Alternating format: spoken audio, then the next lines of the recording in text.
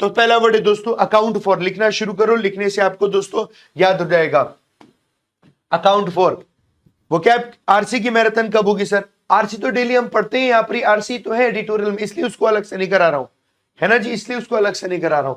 Account आपकी verb है, for आपकी प्रीपोजिशन है, फ्रेजल वर्ब है। अकाउंट फॉर का मतलब है to make up or to be responsible for a part of something, किसी चीज के होने का एक हिस्सा होना या किसी चीज के घटित होने की रिस्पॉन्सिबिलिटी लेना अकाउंट फॉर होता है। इसी को बोलते हैं कॉन्स्टिट्यूट करना, कंप्राइज करना, यानी इनसे मिलकर कोई चीज बनती है। एक्सक्लूड होता है अलग कर देना, निग्लेक्ट भी होता है अलग कर देना, दोनों ही एंटोनम बन गया, है ना। कॉरस्पॉन्डिंग एडजेक्टिव की तरह यूज होता है, जिसका मतलब है मैचिंग और इक्विवेलेंट इन रिलेशन, संबंध में समकक्ष होना, मैच करना, इक्विवेलेंट होना, यही होता है कॉरस्पॉन्डिंग होना। इसी को इक्विवेलेंट को बोलते हैं बराबर होने को पैरेलल होना, इसी को बोलते हैं होमोलोगस होना। और इक्विवेलेंट नहीं है, किसी के विपरीत है तो उसे बोलते हैं कॉन्ट्राडिक्टरी होना, इसी को बोलते हैं इनकॉन्ग्रुएंट होना।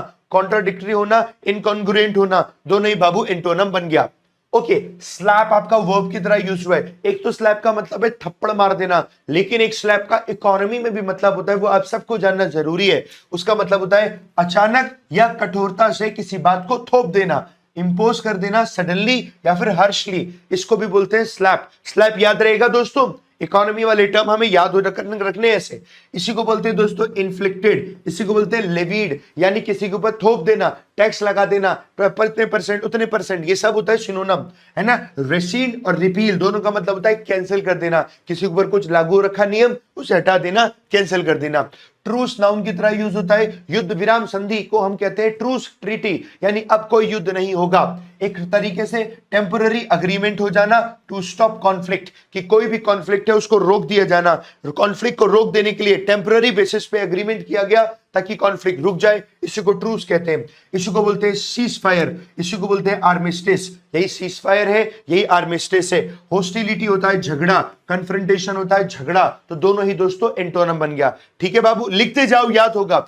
अगला वर्ड है ब्लैटेंट, एडजेक्टिव है, एलवाई लग गया, बन गया एडवर्ब। ब्लैटेंटली का मतलब है इन एन ऑब्वियस और अनअशेम्ड मैनर में, कोई काम स्पष्ट और बेहिचक तरीके से किया जाए, बेशर्मी से किया जाए, उसी को बोलते हैं वो ब्लैटेंटली काम किया जा रहा है। इसी को बोलते हैं दोस्तों ब्रेजनली, इसी को बोलते हैं फ्लैग्रेंटली, ये दोनों ही एंटोनम बन गया। ब्रेजनली, फ्लैग्रेंटली, दोनों एंटोनम हो गया। सटल का मतलब हो जाता है किसी काम को सूक्ष्म तरीके से सोच समझ कर किया जा रहा हो, इसी को बोलते हैं डिस्क्रीटली किया जा रहा हो, विवेक का इस्तेमाल करके, बुद्धि का इस्तेमाल करके कोई काम किया जा रहा हो। जैसे कि आप सभी लोग दोस्तों बुद्धि का इस्तेमाल करके कोई काम करते हैं तो आप सबको मालूम है कि आपका वो काम सफल होगा। लेकिन अगर कोई काम आप बुद्धि का इस्तेमाल करके नहीं करते, बस ऐसे ही कर देते हैं, है ना, और कहते हैं मेरा मन मैं तो यही करूंगा, तो गड़बड़ हो जाएगा काम। अभी ट्रंप ने यही किया है, तो ट्रंप ब्लैटेंटली काम कर रहा है, जिसको हम लोगों ने यहां पे लिखा। अगले वर्ड है डाइवर्जेंट, ईएनटी दिया है वर्ड के लास्ट में, एडजेक्टिव की तरह ऐसे वर्ड यूज होते हैं, ध्यान रखना, यानी कि मूविंग इन डिफरेंट डायरेक्शंस और डिफर करना, डिफरेंट डायरेक्शंस में मूव करना, भिन्न भिन्न होना, इसी को बोलते हैं दोस्तों डाइवर्जेंट होना। लाइक बटन पे प्रेस कर दो दोस्तों, बाबू सारे लोग थम्स अप पे प्रेस कर दो, सीखते जा रहे हो थम्स अप पे प्रेस करते जाओ। डाइवर्जेंट मतलब भिन्न भिन्न होना, इसी को बोलते हैं डिस्पैरेट होना, इसी को बोलते हैं कंट्रास्ट होना, यानी भिन्न भिन्न हो रहा है, विपरीत हो रहा है। कन्वर्जेंट का मतलब जाता है मिल जाना, एक साथ मिल जाना, कन्वर्जेंट। आइडेंटिकल का मतलब एक होना, सबकी आइडेंटिटी एक होना, सिमिलर सा दिख जाना, मिल जाना, सेम सेम हो जाना, इसको आइडेंटिकल कहते हैं। एक के जैसा दूसरे के जैसा दिखना, ये आपका दोस्तों आइडेंटिकल है। अच्छा, अगला वर्ड है इरोड, बहुत ही कॉमन वर्ड है, बहुत बार यूज होता है इरोडिंग, जिसका मतलब है ग्रेजुअली वीकनिंग और डिस्ट्रॉइंग, कोई चीज जो धीरे धीरे कमजोर हो रही है, डिस्ट्रॉय हो रही है, इसी को हम बोलते हैं इरोड होना, है ना जी, कमजोर होते जाना, इसी को बोलते हैं अंडरमाइन होना, इसी को बोलते हैं कोरोडिंग होना। स्ट्रेंथन होता है मजबूती देना, और बोल्स्टर भी होता है मजबूती देना। एंड में मैंने क्वेश्चन पूछा हुआ है, इनमें से किसी एक वोकैबुलरी पर, है ना जी, आप बताना जवाब, सभी से जवाब भी चाहिए मुझे। अगले वर्ड है दोस्तों लेवरेज, नाउन की तरह यूज होता है लेवरेज। लेवरेज का मतलब है प्रभाव डालने या लाभ उठाने की शक्ति होना, इसी को लेवरेज कहते हैं। द पावर टू इन्फ्लुएंस और गेन एडवांटेज, इन्फ्लुएंस करने की या फायदा लेने की पावर होना, इसी को लेवरेज कहा जाता है। क्या कहा जाता है बाबू? लेवरेज कहा जाता है। इसी को बोलते हैं स्वे, यानी कि इन्फ्लुएंस होना, इसी को बोलते हैं क्लाउड, यानी कि इन्फ्लुएंस होना, दोनों ही सिनोनिम है। वीकनेस हो गई कमजोरी, हेल्पलेसनेस हो गया कमजोरी, है ना जी, कि आप तो कुछ कर ही नहीं पा रहे, सक्षम ही नहीं है, तो दोनों एंटोनिम बन गया। इनडिस्पेंसेबल में देखो बीएलई है, एडजेक्टिव की तरह यूज होगा। एब्सोल्युटली नेसेसरी है, अत्यंत आवश्यक कोई चीज है, उसी को बोलते हैं इनडिस्पेंसेबल, इनडिस्पेंसेबल थोड़ा सुनने में अजीब लग रहा होगा, इनडिस्पेंसेबल अत्यंत आवश्यक वाला बनेगा कि नहीं बनेगा? दो चार बार पढ़ोगे कॉमन हो जाएगा, फिर कभी अजीब नहीं लगेगा। इनडिस्पेंसेबल अति आवश्यक होना, इसी को बोलते हैं इंपैरेटिव होना, इसी को बोलते हैं क्रूशियल होना, यानी अति आवश्यक होना। और जो अति आवश्यक नहीं है कोई चीज, ऐसी चीज है जो ध्यान ना देने लायक है, नेग्लिजिबल है, जो सुपरफ्लुअस है, सुपरफ्लुअस भी होता है जिस पर ध्यान ना दिया जाए, ऊपर ऊपर से कोई चीज देख ली जाए, इसको सुपरफ्लुअस कहा जाता है। ये दोनों एंटोनम बन गया, है ना जी। आगे बढ़ते हैं। मोनोपोली, आपने देखा है एक ही व्यक्ति का अगर अधिकार है सारी चीजों पे, उसे बोलते हैं वो मोनोपोली है ना। एक्सक्लूसिव कंट्रोल होना ओवर अ कमोडिटी, किसी कमोडिटी यानी सामान पर या किसी सर्विस पर, उसी को बोलते हैं दैट इज मोनोपोली। इसी को बोलते हैं डोमिनेशन, इसी को बोलते हैं कार्टेल होना, यानी एक ही व्यक्ति का अधिकार होना। लेकिन एक का अधिकार नहीं, सभी लोगों का अधिकार है, तो वो होता है कंपटीशन, होता है प्लूरैलिटी, यानी कि आप सभी लोग भी एक सरकारी नौकरी में सबका अधिकार है, सभी कॉम्पीट करेंगे और जो ज्यादा बेहतर होगा उसका सिलेक्शन होगा, ऐसे ही तो होता है। ऐसे यूज हो गया कंपटीशन ऑफ प्लूरैलिटी का।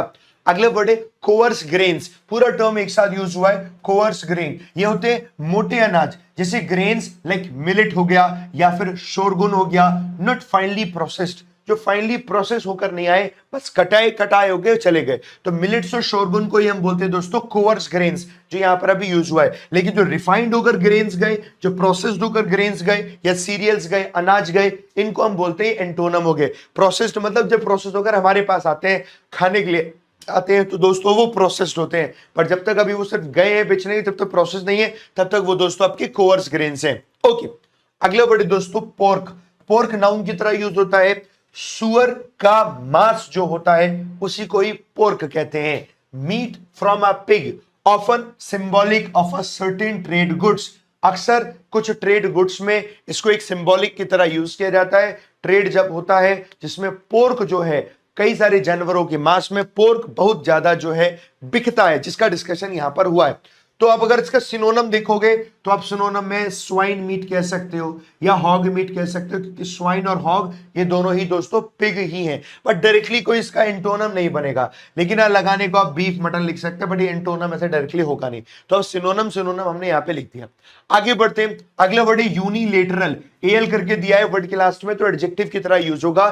Done by one side without agreement, कोई काम जब एक तरफा होता है उसे बोलते हैं यूनिलेटरल होना, है ना जी। एक तरफा में कोई काम किया जाए उसे बाबू क्या कहते हैं, यूनिलेटरल होना। लिखते जाओ बाबू और बोलते जाओ, उससे याद होगा। और लाइक बटन पे प्रेस नहीं किया तो प्लीज लाइक बटन पे जरूर प्रेस करना दोस्तों, सारे लोग, है ना जी। यूनिलेटरल मतलब एक तरफा होना, इसी को हमने बोला अरे ये तो वन साइडेड है।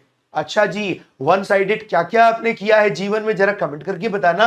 ये वही वन साइडेड है, इसी को हम बोलते हैं ऑटोक्रेटिक, आपकी मर्जी जो मर्जी वो करो, इसको बोलते हैं वन साइडेड होना, दूसरे की सुनना नहीं, इसे बोलते हैं वन साइडेड होना।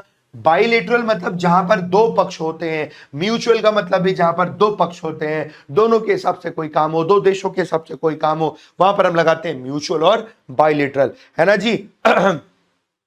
चलिए जी आगे बढ़ते हैं दोस्तों। अगला वर्ड है आपके लिए श्रिम्स। श्रिम्स किनको कहा जाता है, जो झींगे होते हैं, झींगे, उन झींगों को श्रिम्स कहा जाता है। ये भी लोग खाते हैं। स्मॉल एडिबल मरीन क्रस्टेशियंस, ऐसे बोलते हैं क्रस्टेशियंस, यानी कि झींगे जो समुद्र में से मिलते हैं, समुद्र से ही मिलते होंगे यार, तालाब वालाब से तो नहीं मिलते होंगे, तो समुद्र से ही मिलते होंगे, वो झींगे हैं, जिसे वो मांस खाते हैं, ऐसे झींगे भी लोग खाते हैं। तो झींगे खाते हैं, वही झींगे हैं ये, ठीक है। तो उन्हीं की बात यहां पर होगी, ठीक है। इन्हीं को प्रॉन्स भी कहते हैं, इन्हीं को क्रस्टेशियंस भी कहा जाता है। डायरेक्टली एंटोनम इसका कोई बनेगा नहीं। चलो आगे बढ़ते हैं।